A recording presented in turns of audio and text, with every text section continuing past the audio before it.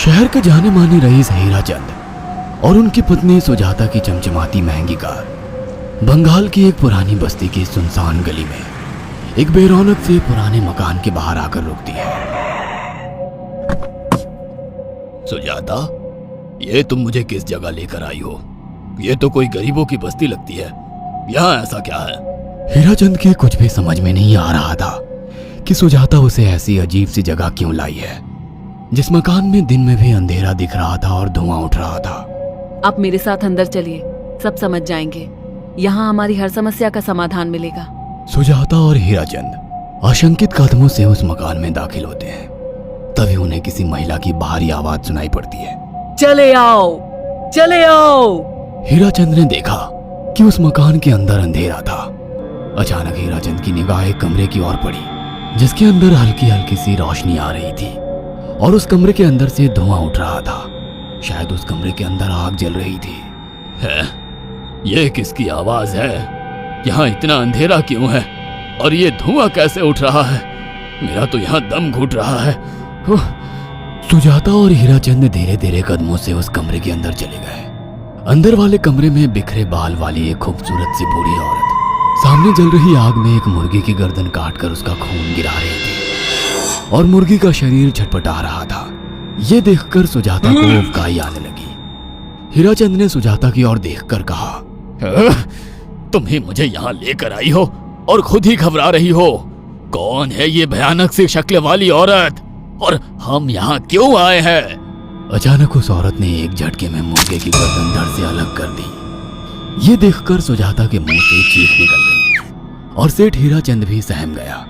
वो बहुत डरावना नजारा था। ये अघोरा ताई हैं। ये हमें अपनी काली तंत्र विद्या से संतान सुख प्रदान कर सकती हैं। इसलिए मैं आपको यहाँ लेकर आई हूँ।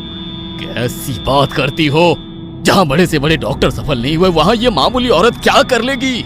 हीराचंद की बात सुनकर अघोरी ताई ने गुस्से से हीराचंद की ओर देखकर कहा, नादान हीराचंद, काली विद्या में इतनी शक्ति है कि मरे को भी जिंदा कर दे।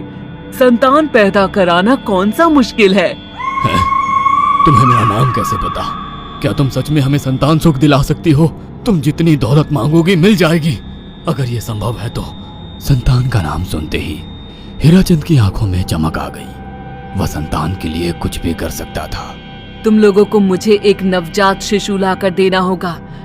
मैं उस शिशु की बलि चढ़ा दूंगी और फिर वही शिशु तुम्हारे घर में फिर से जन्म लेगा। नवजात शिशु की बलि का नाम सुनते ही सुजाता और हरिचंद डर के मारे सिहर गए, पर उनकी आंखों में उनकी संतान का सपना ज्यादा बड़ा था। वो सब करने को तैयार थे। अघोरा ताई, आप जैसा कहेंगे हम वैसा करेंगे। बस हमें संतान सुख दिला दो। बिना वारिस के हमारी दौलत किस काम की? संतान सुख के लिए अंधे हो चुके सुजाता और हरिचंद अपनी नौकरानी शीला से एक नवजात बच्ची चोरी करवा के अघोरी ताई को दे देते हैं।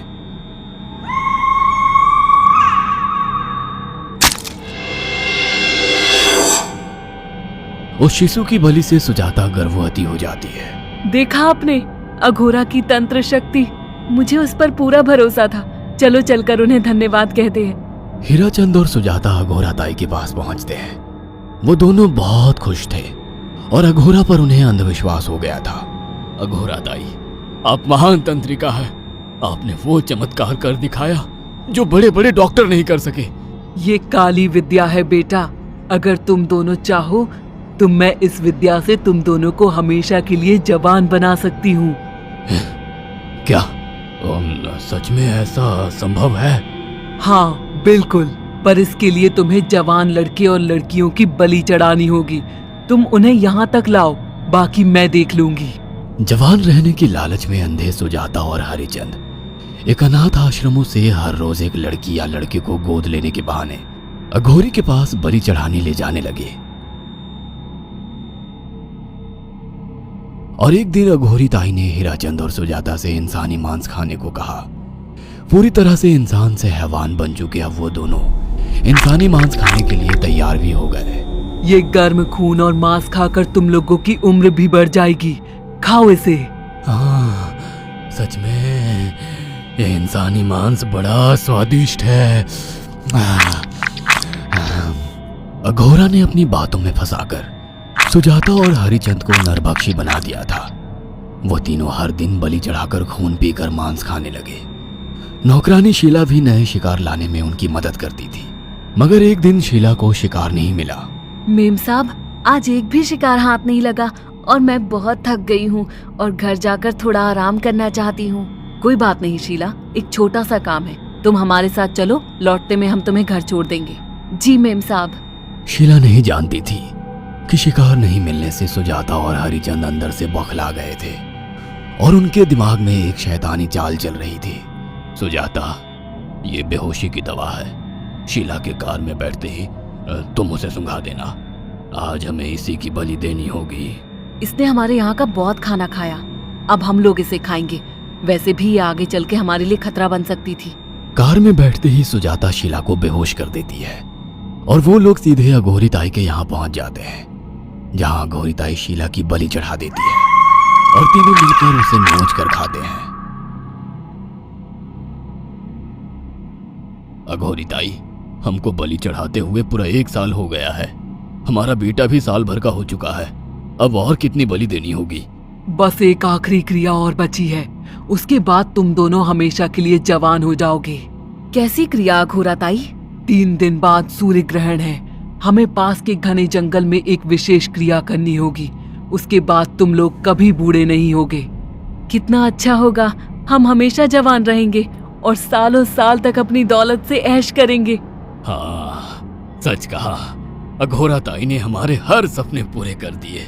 3 दिन बाद बंगाल के बियाबान जंगल में कोहरे और ओस से भीगे पेड़ों के बीच एक घने बरगद की बेलों पर कटे इंसानी सिर लटक रहे थे, जिसमें से खून टपक रहा था।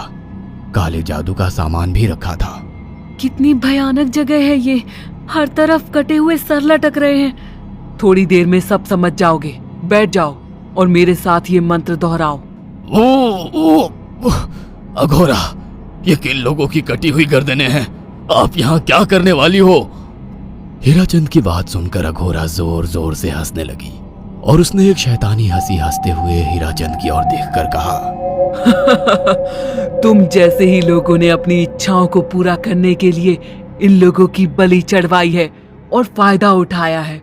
अब तुम दोनों आंखें बंद करके यहाँ बैठ जाओ और मेरे साथ मंत्रों को दोहराते जाओ। अघोरा ने सुजाता और हरिचंद को वशीकरण मंत्र और काले जादू के इस्तेमाल से सम्मोहित कर दिया और देखते ही देखते वो एक भयानक डायन में बदल गई और चीखती हुई बोली, अब मैं तुम दोनों की बलि चढ़ाकर अमर हो जाऊंगी, क्योंकि तुम लोगों ने 100 लोगों की बलि का खून पिया है। देखते ही देखते उस डायन ने फरसे से एक एक करके सुजाता और हरिचंद की गर्दन काटकर जल रही आग में बलि चढ़ा दी और उनका गर्म खून पीने लगी। जब तक तुम जैसे मूर्ख और लालची लोग अपने फायदे के लिए दूसरों को मेरे पास लाते रहेंगे, मैं उनका फायदा उठाकर ऐसे ही उनकी बलि चढ़ाती रहूंगी। दरअसल अघोरा एक डायन थी और अपना स्वार्थ पूरा करने के लिए उसने हीराचंद और सुजाता की लालच का फायदा उठाकर उनकी भी बलि चढ़ा दी। बुरे काम का बुरा ही नतीजा मिलता है। अगर आपको हमारी ये कहानी पसंद आई हो तो इसे लाइक और शेयर करना ना भूलें।